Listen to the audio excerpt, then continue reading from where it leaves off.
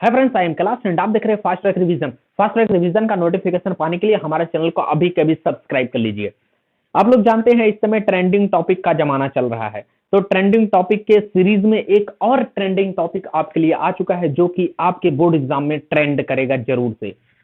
ठीक है, तो उस टॉपिक का नाम है राउल्ट का नियम, जो कि आपके केमिस्ट्री के दूसरे चैप्टर विलेयन नामक चैप्टर से लिया गया है। विलेयन जिसे सोल्यूशन भी कहते हैं। ठीक है, बाकी इस सोल्यूशन की अगर और वीडियो देखनी है तो आप प्लेलिस्ट में जाके देख सकते हैं। तो आज हम लोग पढ़ने वाले हैं क्या, राउल्ट का नियम। राउल्ट का नियम अभी तक जितने भी एग्जाम हुए हैं लगभग सब में आया है, सब में आया है। ठीक है, आता तो 2 ही नंबर का है लेकिन ये बिल्कुल उत्पात मचाए पड़ा रहता है। तो आज इसको समाप्त करते हैं राउल्ट के नियम को। ठीक है, तो चलिए देख लेते हैं राउल्ट का नियम क्या कहता है। तो राउल्ट के नियम के अनुसार किसी विलयन की वाष्प दाब का आपेक्षिक अवनमन जो होता है वो किसके बराबर होता है, विलयन के विलेय की मूल प्रभाज के बराबर होता है। हम लोग जानते हैं जो मूल प्रभाज निकाला जाता है वो 2 तरीके से निकाला जाता है, एक तो विलेय का मूल प्रभाज और एक तो विलायक का मूल प्रभाज। ठीक है, क्योंकि विलयन 2 अंश से मिलकर बना होता है। कौन कौन अंश, एक तो विलेय एक तो विलायक। तो हम लोग क्या कहेंगे कि राउल्ट के नियम के अनुसार किसी विलयन का जो वाष्प दाब का आपेक्षिक अवनमन होता है, याद रखिएगा वाष्प दाब का आपेक्षिक अवनमन वो बराबर होता है किसका, विलयन के विलेय के मूल प्रभाज के बराबर होता है। वाष्प दाब का आपेक्षिक अवनमन विलयन के विलेय के मूल प्रभाज के बराबर होता है, इसी को हम लोग कहते हैं राउल्ट का नियम। और देखिए मूल प्रभाज को हम लोग मूल अंश भी कहते हैं, तो कहीं अगर मूल अंश लिख के आ जाए तो घबराना कतई नहीं है ना, घबराना नहीं है। मूल प्रभाज को मूल अंश भी कहते हैं। ठीक है, या फिर अंश केवल लिख के आ जाता है। तो राउल्ट का नियम क्या कहा कि वाष्प दाब का आपेक्षिक अवनमन बराबर विलेय का मूल प्रभाज, और वाष्प दाब के आपेक्षिक अवनमन को हम लोग दिखाते हैं क्या, P0 minus PS upon P0। कोई कोई टीचर P0 इसको पढ़ता है। तो यानी वाष्प दाब का आपेक्षिक अवनमन P0 minus PS upon P0 is equal to क्या हो जाएगा, विलेय का मूल प्रभाज बराबर होता है विलेय के मोलों की संख्या बटे विलेय के मोलों की संख्या प्लस विलायक के मोलों की संख्या।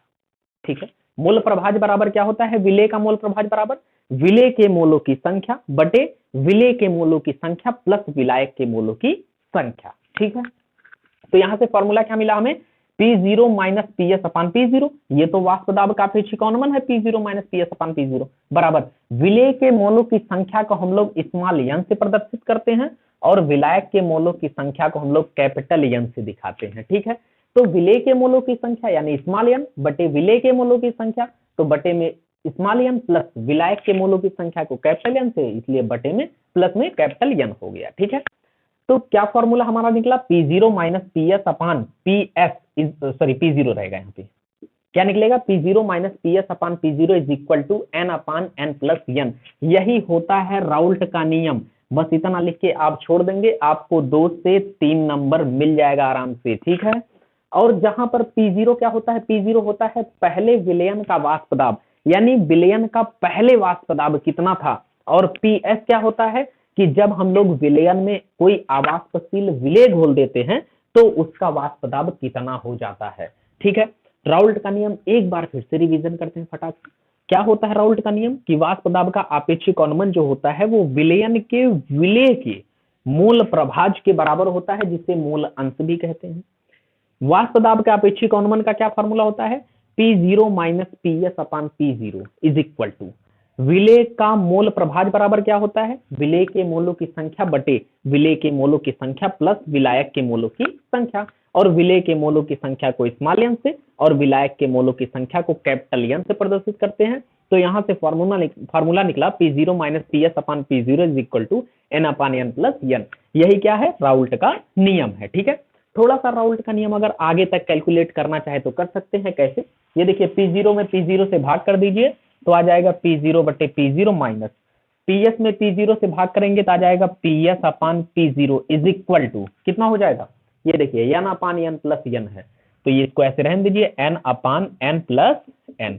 P0 से P0 कैंसिल, यहाँ आ गया 1 minus PS upon P0 is equal to N upon N plus N। अब ऐसा करिए PS अपान P0 को उधर लेके जाइए और इस वाले को इधर लेके आइए। ठीक है, तो PS अपान P0 उधर जाएगा, देखिए माइनस का प्लस हो जाएगा, यानी आ जाएगा PS upon P0 is equal to कितना बचा n upon n plus n इधर आएगा तो माइनस का हो जाएगा, 1 minus n upon n plus n, इसका गुणा कर दीजिए। तो यहाँ से P S upon P zero is equal to आ जाएगा n plus capital N minus n upon n plus capital N.